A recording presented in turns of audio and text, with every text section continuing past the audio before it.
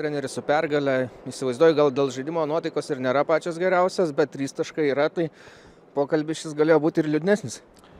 Matot, sako, rungtynės užsimiršta, o taškai lieka, tai galima tuo pasidžiaugti.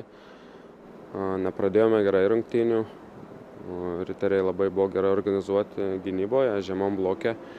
Kalbėjom apie jų kontratakas, greitus išbėgimus, išpuolius ir su tuo nesusitvarkėm pirmas 15 minučių, dėka ko jie įmušė įvartį. Tuomet dar buvo ta gynyba tankesnė ir tikrai buvo sunku ją pralaužti. Tai kaip ir minėjau, šiandieną kas yra geriausia, tai 3 taškai. Telšių Džiugas čia buvo atvykęs į Vilnių anksčiau, sakė, treniravosi 3 dienas, gal ir jūs kažkokių specialių priemonių ėmėtės? Ne, mes nesėmėm, mes atvykom šiandien, turim sąlygas Kaune, ten ir treniruojamės, tai mums nereikia tokių dalykų. Kaip manot, kodėl tas pirmas 15 minučių taip sunkiai buvo, ar komanda nenusiteikė, ar kas čia įvyko? Tai iš esmės, žinot, pirmi turai, pirmos rungtynės, galbūt žaidėjai kažkokį įtampėlę galėjau jausti, bet nebuvom pasiruošę, nebuvo energijos, nebuvo kovos, nelaimėjom mikro dvikovų nuo pat pirmų minučių. Galbūt nusiteikimas rungtynėms, galbūt neįvertinau varžovo. Daug tų priežasčių gali būti, bet, kaip ir minėjau, galima pasidžiaugti, kad tas nugalėtojų mentalitetas, ta komandinė dvasia, kova iki paskutinių sekundžių, sakyčiau, padėjo išplėšti tuos svarbius 3 taškus. Pernai sezono pradžioje taip pat buvo sunkumų su riteriais, kažkiek ir šiemet stebina, galbūt bus geresni negu daug kas prognozuoja.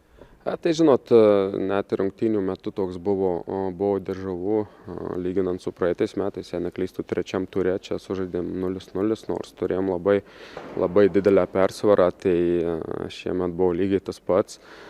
Visos komandos pradeda sezonus, visos pasiruošę, visos kaunasi, žinot, visos nori įrodyti. Kuo galiu pasidžiaugti, kad pernai neištempėm tų nelaimėjom 3 taškų.